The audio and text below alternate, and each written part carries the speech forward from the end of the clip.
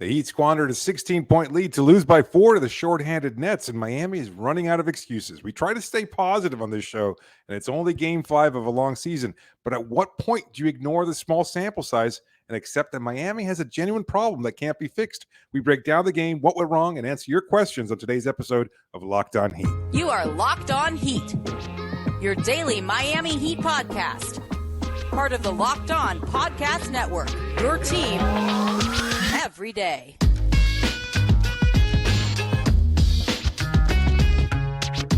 All right, welcome to Locked On Heat, your daily podcast on the Miami Heat. I'm Wes Goldberg. Joining me as always is Jase Ramil. However you're tuning in on YouTube, Odyssey, or your favorite podcast app, thanks so much for making Locked On Heat your first listen every day. Today's episode is brought to you by FanDuel. Make every moment more. Right now, new customers get $150 in bonus bets with any winning $5 moneyline bet. That's $150 if your team wins. Visit FanDuel.com/lockedon today to get started. So at some point in the third quarter, we're here at Kaseya Center watching the Heat lose to the Brooklyn Nets, but it wasn't that way the entire time. The Heat were basically nursing a 10-point-ish lead for most of this game. They had opened up a 16-point lead in the second quarter, a 15-point lead they had in the third quarter. At some point, I just turn to you and I say, on Media Row, I go, what are the odds that this is just going to be an easy win?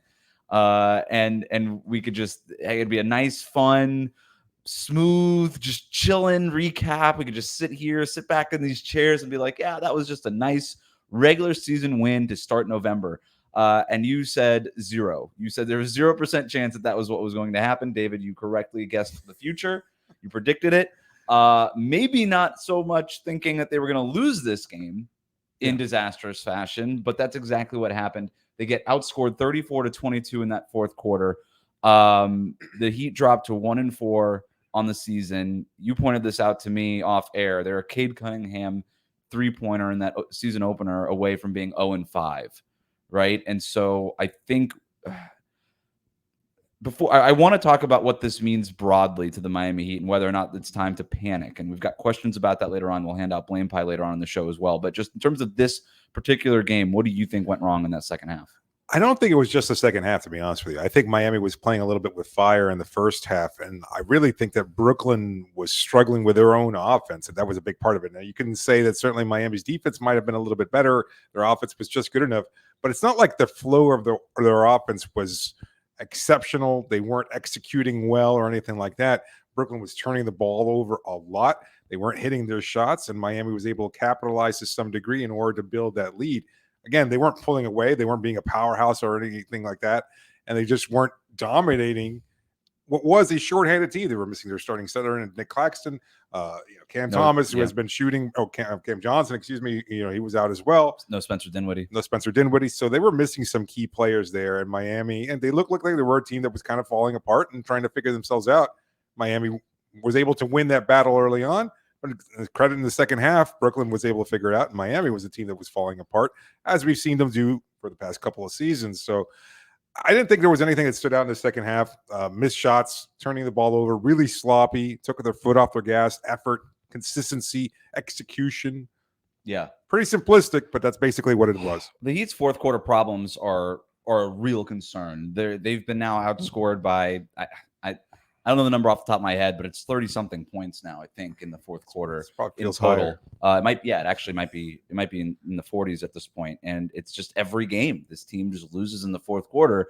And in only one of those games did it not cost them. And like we said, that's only because Cunningham's three-pointer missed, right? Like that. They were at what, 19 at one point? They were up 19 in that opener. So I think in this one, the offense is such a problem. The first half, they were making shots. The second half, not so much. They shot just 39.6% overall in the second half. Brooklyn shot 55% in the second half. They go 9 of 17 on three-pointers, which ended up being the equalizer for them. Miami 6 of 20 on three-pointers in that second half. So some of this was just misses.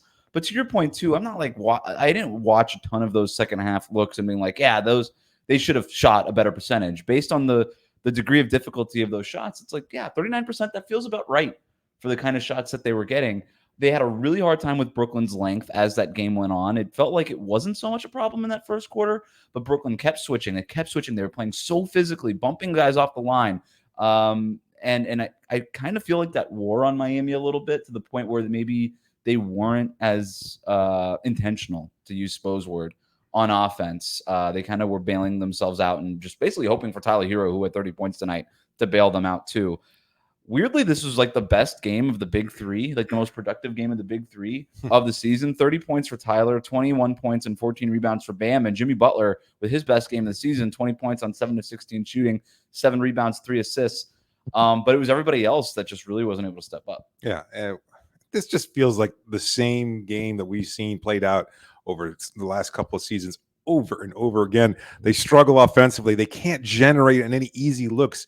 It's just such a sore for them to find a way to score, to get easy looks. They have no solution. Nobody who bails them out. Like Tyler is their best offense, and even he is like dribbling, and then all of a sudden he gets the shot, and maybe it'll fall. In tonight's case, it did. So that was the only source of easy offense. Nothing else came easily for them at all, despite whatever production Bam and Jimmy had. Most of that came from the line, to be honest with you.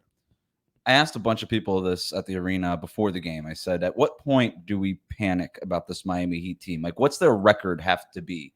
I got a lot of different kinds of answers. Most of it was, hey, it's too early. And I agree with that. It was too early before the game. 3-7 in their first 10 games, something like that. If at any point they get to 5 games below 500, that's probably reason to panic. But this game against Brooklyn, they're injured. This was a winnable game. They've got the Wizards, who stink, on Friday coming into town.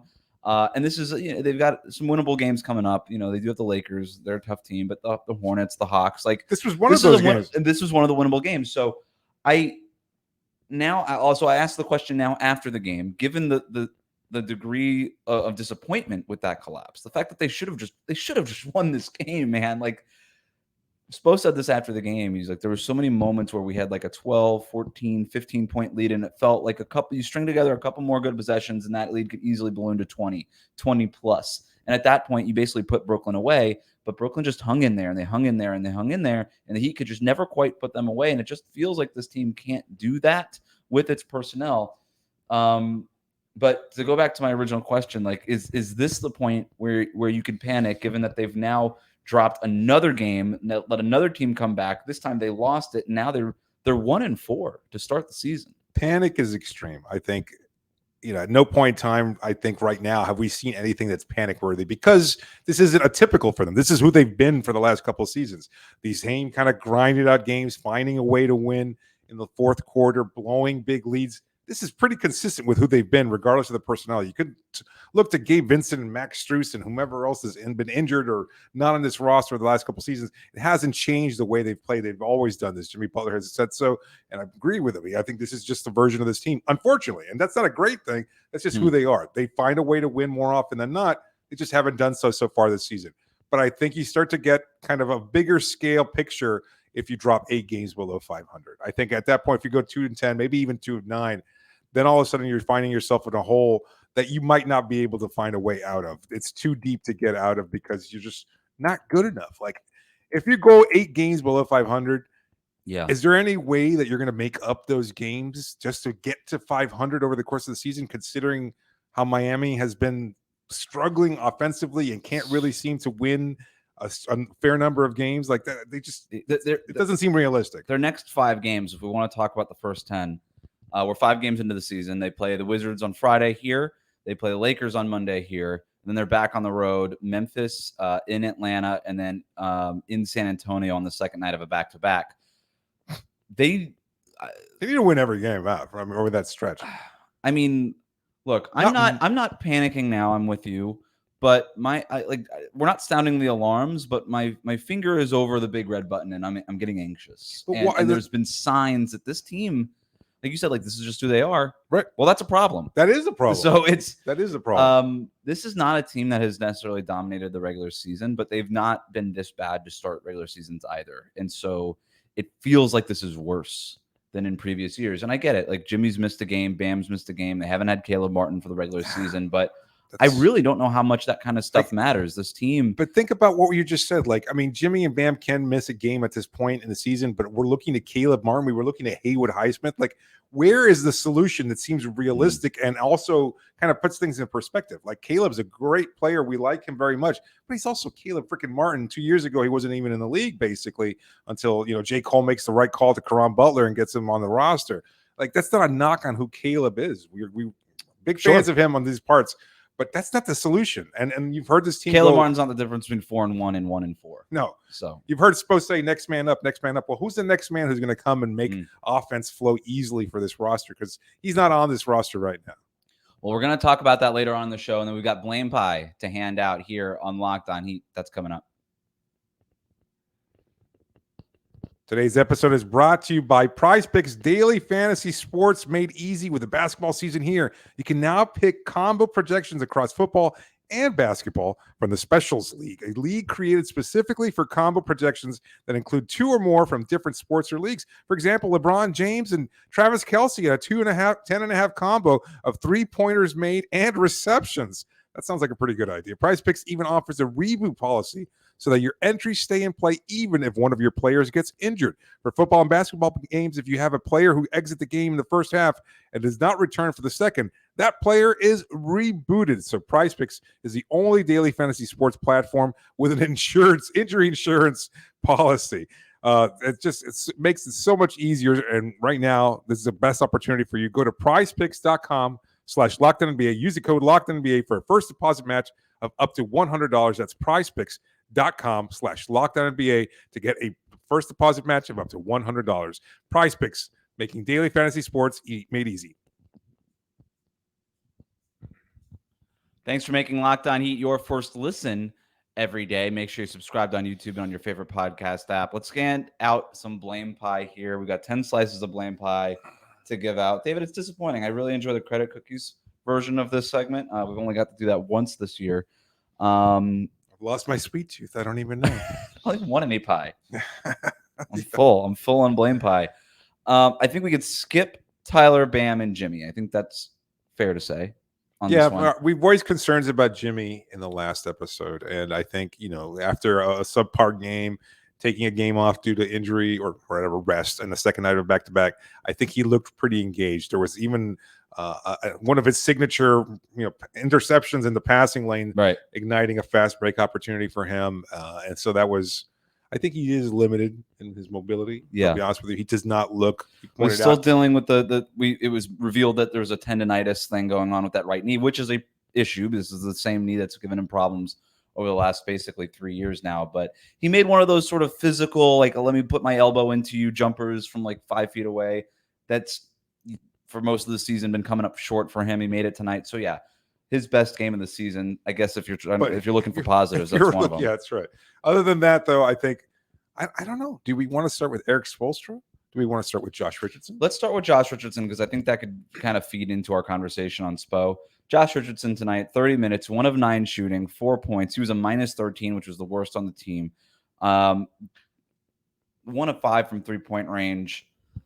Late in the game, inexplicably taking a 3-pointer, contested 3-pointer with lots of time in the shot clock. Off balance. Was no reason for it. It was not Josh Richardson's best game. He looked sloppy out there at best. If it wasn't sloppy, it was indecisive.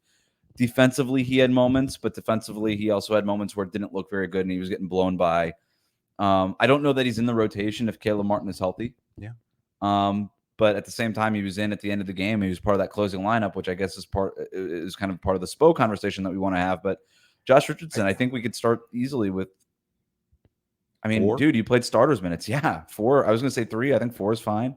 4 slices of slices. I know this is kind of, again, tying into Spo. I was wondering, why is he even out here? And I did look closely at him. I was watching him towards the end of the game, trying to figure it out. If his offense isn't doing it and defensively, it doesn't look great, at least when he's on ball. His off-ball work was pretty good. He was shielding Cam Thomas. He was shielding Mikal Bridges, trying to do a really good job of limiting their touches. But that's not nearly enough. Like, that doesn't warrant him being in there at the end of the game. And Haywood Highsmith, who had made 4 3-pointers, was out and not on the floor. That was the weird thing, man. So that closing lineup was Josh Richardson, Tyler Hero, Jimmy, Bam, and Kyle Lowry, right? Did I get that right? Yeah. Yes. That was the closing lineup. We're sitting there talking on Media Row. I was like, same thing. Like, why is Josh in there? Why not Haywood Highsmith? The other option would have been, I guess, Duncan Robinson, but he had 4 fouls at that point, and I guess Spo wanted too. more. Yeah, it wasn't a great night for him. He's probably got some blame pie. Duncan Robinson, 1 of 6 from 3-point range, wasn't a great game for him. But I would have went with Highsmith. I don't know, because it was his first game back, if they were trying to be careful. He played 22 minutes tonight. Was there sort of minutes restriction on him around that number? Is maybe the only thing I could really think of. And now that I'm thinking about it, I'm like, I wish I would have asked Spoelstra about this after the game, but I would have went with Haywood there. I mean, if you need defense, he's better than Josh. If you need offense, he was shooting better than Josh. It was a little strange. So I think, not knowing whether or not the training staff put a minutes limit on Haywood Highsmith, I think that Spoelstra does get some blame tonight. Spoelstra also made some good calls. He had that good challenge, getting Haywood Highsmith foul reversed into a block. So I don't think it was a terrible coaching game. And again, you can kind of go make or miss on this thing. Like, the Brooklyn Nets just caught fire in that second half. You had guys that I never even heard of. Armani Brooks. Yeah, he was amazing. He looks like an all-star. He had 17 points tonight. Trendon Watford making huge three-pointers in the corner. He had 11 points. Lonnie Walker, 17 points. So you just had some of these weird, like, random scrub heat killer things happening to them. But I don't know how many slices for Spo. Let's just settle that. I kind of want to just go 2 there. As we say, 1 or 2 is fine. Duncan, I think it's 2 as well. So that leaves us with 2, 4, 8. Jaime, I think, should get some. Unfortunately, I think give him 2. 0 for 6 tonight. I like that he kept shooting, though. I think we're giving somebody too many there. If we're editing your math here, no, Jaime. Look, Spo said after the game he was making winning plays, and I suppose he still brings that energy and effort and everything else like that. But starting in place for Kevin Love, but his 3-point shot just not great. And he wasn't doing anything offensively other than that, really. Like, I mean, he hit 1 shot, I think it was. Yep. Yeah. 1 for 9 overall. That's problematic. Like, I mean, you can only have so many guys giving you great effort, like Josh, like Jaime. Yeah. But if they're going to cost you that much on the offensive end, I don't give a damn what they're doing defensively if they're not able to generate some kind of points. You're either going to be a net neutral or you're going to be a net negative at that point. That's what the case was tonight. It's such a great point. It's like, you could give me all the effort in the world, but if you're 1 for 9 at some point, you got to have production, right? And this is why they went, for example, for a guy like Thomas Bryant off the bench, and it wasn't a great night for him either. And actually, he probably deserves a slice of blame pie too. So I don't know how many slices we've given out, but he was a -9, and I thought his defense was atrocious tonight. Yeah. But you go for a guy like him that is maybe a little bit lower of a floor than somebody like Cody Zeller. But Cody Zeller is just an effort, big, good screen setter, kind of solid dude.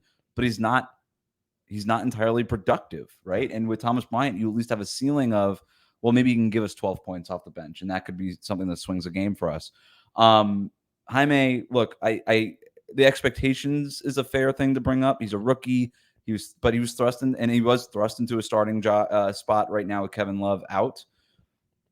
But when you're a starter and you're playing those minutes, I'm sorry, I don't care if you're a rookie. I don't care if you've been in the league for 20 years. There are certain expectations that come with that, and there's certain things that you have to do, and you don't get to just be a fun, winning plays, effort guy anymore. You have to produce, and when you're missing shots, I like that he was taking the shots. I like that he was confident. He always looked confident in taking that shot. The three-pointer that isn't really a strong part of his game anyway. Going into the draft, that was the question. Yeah, but I like that he was taking them. So you have to kind of give him blame pie because you just have to, because he missed the shots at the end of the day. But that's a specific to tonight kind of thing. Zooming out, I like that he did it. And I think it's a positive. If you're looking at it from that perspective. But I also want to know exactly why it was that his role changed so much from where it had been earlier throughout the season. Like, he got to start recently, and he played well in that role. And now tonight, no off-ball movement, no cutting along the baseline, none of the... Because Jimmy and Bam were both playing a lot with him. And when they clog the paint, you have to just stand in the corner and try to space the floor. Then that goes back to kind of on Spo. He probably should not have started Jaime Jaquez. Who would you have started? Probably Haywood Highsmith. You and I talked about it before. Yeah. I thought it was a possibility that they'd go Jaquez because of the smaller Brooklyn lineup.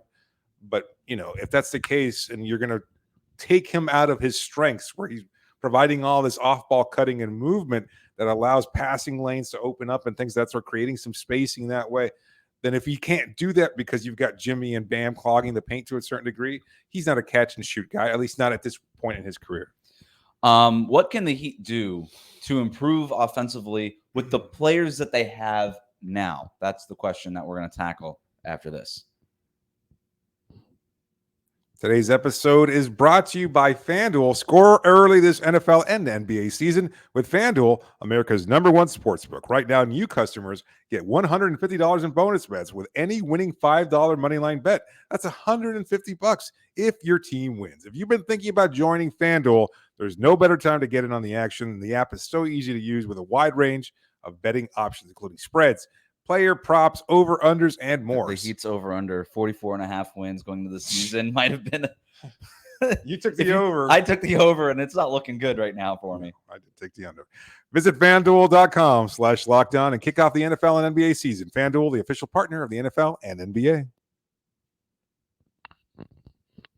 Thanks again for making Locked On Heat your first listen every day. Everydayers, make sure you tune in for the rest of the week. We're going to dive deep into what is going on with the Heat's start to the season. But we do have some questions and some immediate reactions here. Let's get to this first one from ex-Heat lifer. And you know what? I get it. How can the Heat improve offensively with what they got? What do you think?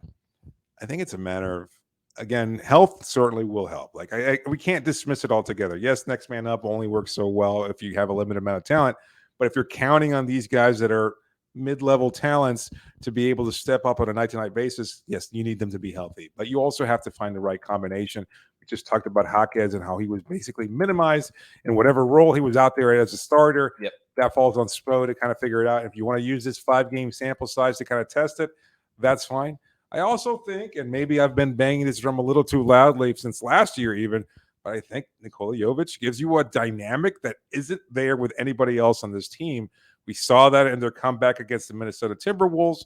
Was it Timberwolves? No, what were the most recent game? Monday. Which one? Oh, Monday. Who'd they beat Monday? Or who'd they play Monday? Who'd they lose to on Monday? Yeah, that was it. Was that Milwaukee? Milwaukee, sorry. Yeah, where they came back with Jovic on the floor. Yes. Yeah, so I think there's something to be said about testing different combinations out, figuring out exactly who plays best and trying to get the most out of them so that they can mesh offensively. You can, I guess, change your shot diet a little bit, go more 3-point heavy, not as much in the mid-range option, but I don't think that's likely to happen. No, I mean, they took 38 3-pointers tonight. I thought the looks, like you look at the box score and you're like, yeah, man, they should have won this game. And they, you only lose by 4 points, I guess. But that, obviously strips away all of the context to this one. I think the Jovic thing is fair. He got no minutes tonight. We did wonder, okay, maybe he would be the one getting the start in Kevin Love's place. Right. Obviously, that didn't happen. He didn't play at all. And he doesn't look like he's going to be part of this rotation at all. We actually have a question from Josh who writes in, what is Spo doing with these rotations? And that kind of feeds into this other question that we're answering now. It feels like we have more clarity on what Eric Spoelstra's rotation is going to be, right? The starting lineup with everybody healthy will be the starting lineup. It's Lowry, Tyler, Jimmy Butler, Kevin Love, Bam Adebayo. And then you're going to have probably Caleb Martin taking Josh Richardson's minutes. Jaime Jaquez Jr. probably is out of the rotation. Haywood Highsmith is in the rotation with Duncan Robinson, Thomas Bryant coming off the bench. And that's your top 9. Now, maybe there's ways to shoehorn Jaime in there as their 10th man. Maybe they'll find a way to do that. But that basically takes Jovic out as well as Drew Smith and Orlando Robinson. You can't afford to take Duncan Robinson out of the rotation because his 3-point shooting is so important to this team. If he's hitting him. Either way, I mean, either way, you're right. So the threat of them, but that's kind of an issue with this roster construction. Is Duncan and Tyler Hero are so they're good players, but they're so much more important than they probably ought to be to this team because they're the only floor spacers on the roster. And so when you get into situations where Jimmy and Bam are on the court together, then everybody else basically has to stay on the perimeter, and guys like Jaime aren't able to get to their games. Tyler and Jimmy Butler have not been able to coexist on the court basically ever, and Spoelstra has now essentially broken up their minutes completely other than when the starting lineup is in there and staggered them. You've got now kind of this whole platoon unit in that second line coming in, led by Tyler Hero, with all these other bench guys that actually gets out and runs and plays with a lot more pace than that starting unit. And so he's splitting up Jimmy and Tyler that way.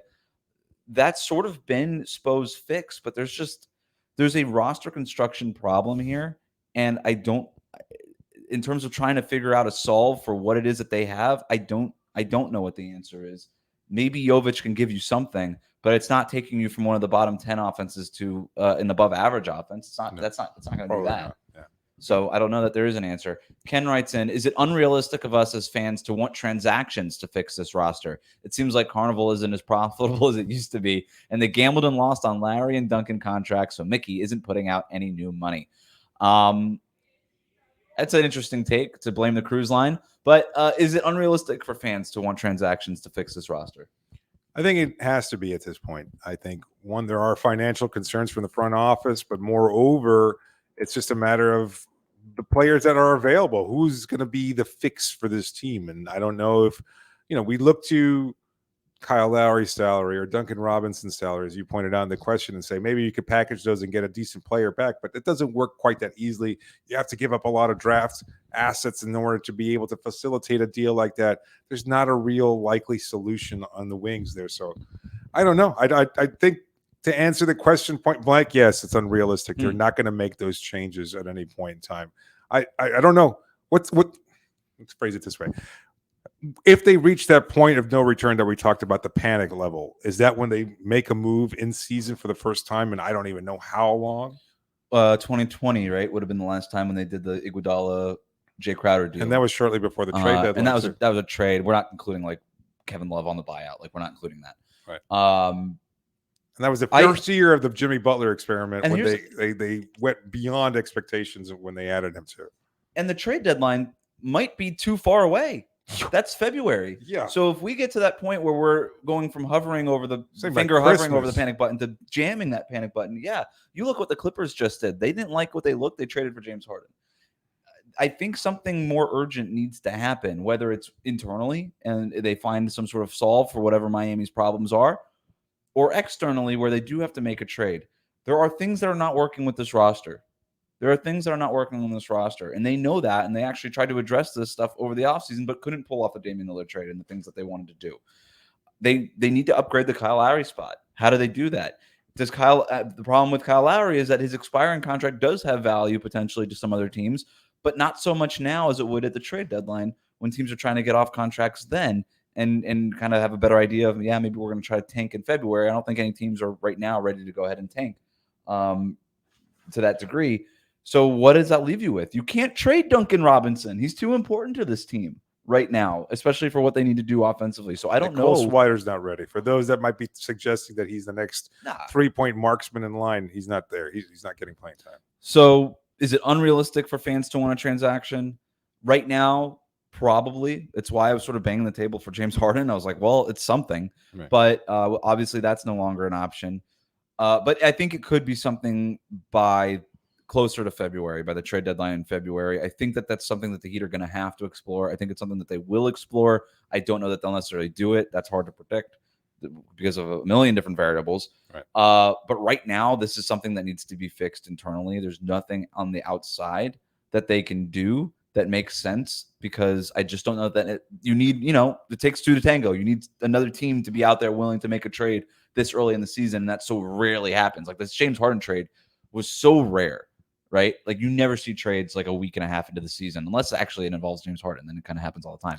But I just wanted to say, I think, kind of tying into what we were saying before about the panic meter and everything else like that, like the Heat can flip the switch. Like they can fix this to the degree where they'll win a number of games here, win a little bit more, a number of games and down the road. Yeah. And they'll get back to 500 or flirt to a couple games over 500, none of which is a long-term fix. They could flip the switch for in the case of this season. They'll win enough in the regular season and they'll do what they do during the postseason, perhaps. But none of it is necessarily the kind of fix that we're looking at. When you look at this game and what they're doing in the first half, they're still struggling offensively and they're managing to lead basically because of Brooklyn's incompetence in the first half. And then Brooklyn kind of flipped the switch for themselves in the second half. And Miami, well, they did not. So not hitting the panic meter yet, but we know where it is. And we're ready to push it, push that button if we have Pretty to. Close. The next game, Friday night at Kaseya Center against the Washington Wizards. In-season tournament. The in-season tournament starts. Check out the new court. The bright red court. Very interested to see that in person. But, we'll dive into what's going on here. We've got a bunch more questions from you guys. Maybe we'll do a mailbag tomorrow. Maybe that could be a good idea. So Love send it. those questions in if you have them on Twitter at LockedOnHeat. Email us lockedonheat@gmail.com, or send them to us on Instagram. You can find us on Instagram, LockedOnHeat, over there as well. But for now, thanks for making Locked On Heat your first listen every day. Hit that subscribe button on YouTube and follow us on your favorite podcast app. Say pause.